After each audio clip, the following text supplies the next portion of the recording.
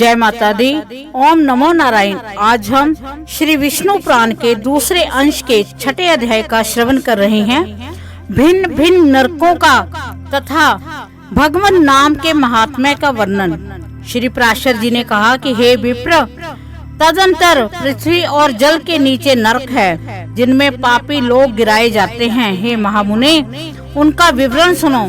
रौरव, शुकर, रोध, ताल, विशेषण, महाज्वाल, तप्त कुंभ, लवन, विलोहित, रुधिराम्भ, वैतरणी, कर्मेश, कृमि भोजन, असपितरवन, कृष्ण, लाला भक्ष, दारुण, प्यूवह, पाप, बहिंगन ज्वाल, अधशिरा, संदेश, काल सूत्र, तमस, अभिची, श्रम भोजन, अप्रतिष्ठ और अपरिचि, ये सब तथा इनके सिवा और भी अनेकों महाभयंकर नरक हैं, जो यमराज के शासनाधीन हैं और अति दारुण शस्त्र भय तथा अग्नि भय देने वाले हैं, और जिनमें जो पुरुष पापरत होते हैं वे ही गिरते हैं। जो पुरुष कूट साक्षी होता है अथवा जो पक्षपात से यथार्थ नहीं बोलता, जो मिथ्या भाषण करता है, वह रौरव नरक में जाता है।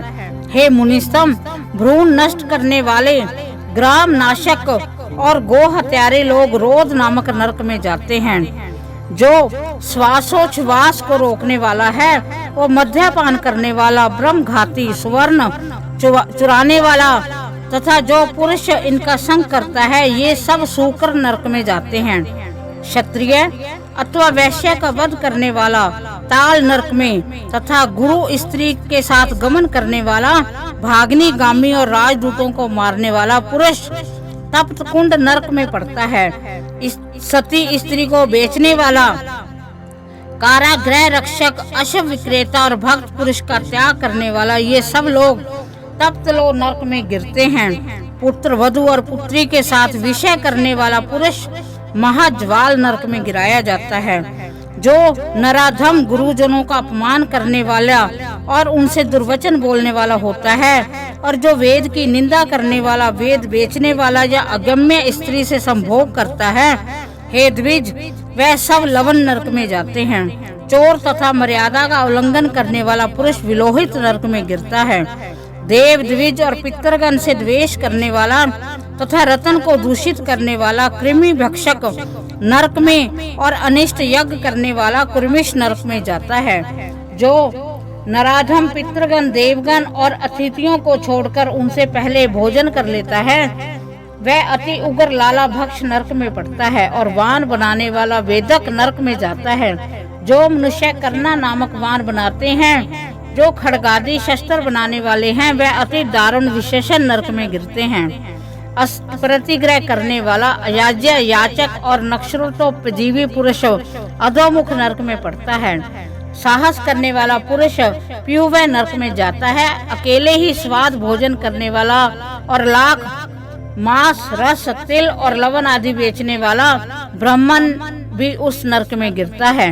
हे द्विज श्रेष्ठ, विलाप, कुक्कट, छाग, अशव, शुकर तथा पक्षियों को पालने से भी पुरुष उसी नरक में जाता है। नट या मल वृत्ति से रहने वाला, धीवर का कर्म करने वाला, कुंड का अन्न खाने वाला, विष देने वाला, चुगलखोर, स्त्री की आसद वृत्ति के आश्रय रहने वाला, धन आदि के लोभ से बिना पर्व के अमावस्या आदि पर्व दिनों का कार्य करने वाला, द्विज, घर में आग लगाने वाला, मित्र की हत्या करने वाला, शकुन आदि बताने वाला, ग्राम का पुरोहित और सोम बेचने वाला, ये सब रुंदी रांद नरक में गिरते हैं। यज्ञ अथवा ग्राम को नष्ट करने वाला पुरुष वैतरणी नरक में जाता है।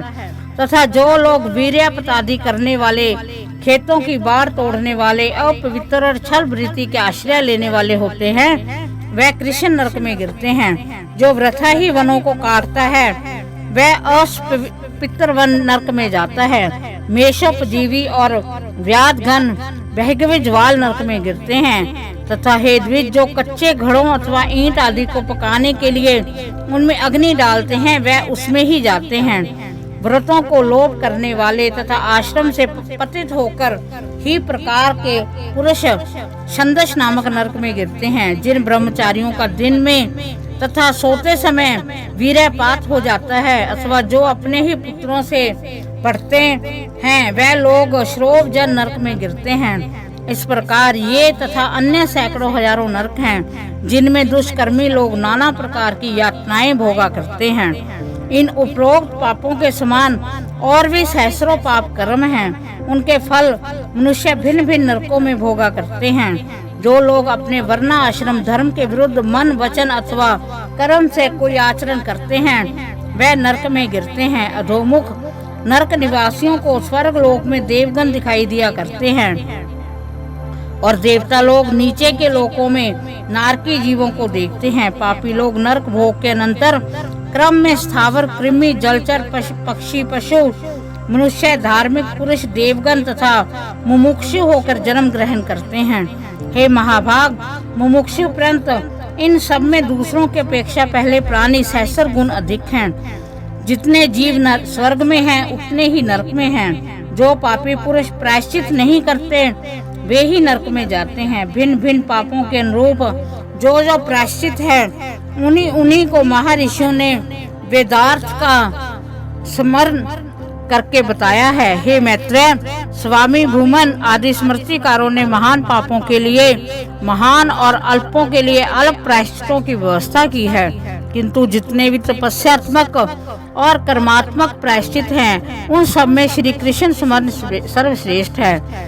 जिस पुरुष के चित्त में पाप कर्म के अनंतर पश्चाताप होता है उसके लिए ही प्रायश्चितों का विधान है, किंतु यह हरि सिमरन तो एकमात्र स्वयं ही परम प्रायश्चित है।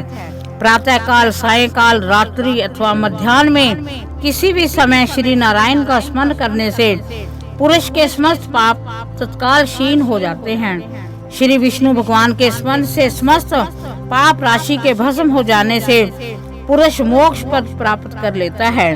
स्वर्ग लाभ तो उसके लिए विघ्न रूप माना जाता है। हे मैत्रेय, जिसका चित्त जप होम अर्चना आदि करते हुए निरंतर भगवान वासुदेव में लगा रहता है उसके लिए इंद्र पद आदि फल तो अंतराय हैं। कहाँ तो पुनर्जन्म के चक्कर में डालने वाली स्वर्ग प्राप्ति और कहाँ मोक्ष का सर्वोत्तम बीज वासुदेव नामक का जप। इसलिए हे मुने, श्री विष्णु भगवान का अहर्निस्मरण करने से संपूर्ण पाप क्षीण हो जाते हैं। फिर उसके कारण मनुष्य फिर नरक में नहीं जाता। चित्त को प्रिय लगने वाला ही स्वर्ग है और उसके विपरीत ही नरक है। हे द्विजोआत्मा, पाप और पुण्य ही एक दूसरे नाम नरक और स्वर्ग हैं, जबकि एक ही वस्तु सुख और दुख तथा ईर्ष्या और कोप का कारण हो जाती है। उसमें वस्तुता ही कहाँ है, क्योंकि एक ही वस्तु कभी प्रीति की कारण होती है वहीं दूसरे समय दुखदायिनी हो जाती है। वह कभी क्रोध की हेतु होती है तो कभी प्रसन्नता देने वाली हो जाती है। अतः ज्ञान ही परम ब्रह्मा है, वही बंधन का कारण है। यह संपूर्ण विश्व ज्ञान में ही है, ज्ञान से भिन्न और कोई वस्तु नहीं है। हे मैत्रेय, विद्या और अविद्या को भी तुम ज्ञान ही समझो। हे द्विज, इस प्रकार मैंने तुमसे समस्त भूमंडल, संपूर्ण पाताल लोक और नरकों का वर्णन किया है। समुद्र, पर्वत, द्वीप, वर्ष और नदियाँ, इन सभी को मैंने संक्षेप में व्याख्या कर दी है। अब तुम और क्या सुनना चाहते हो? श्री विष्णु पुराण के दूसरे अंश का 6वां अध्याय का समापन होता है। भगवान विष्णु हम सब पर अपनी कृपा दृष्टि बनाए रखें। ओम नमो नारायण।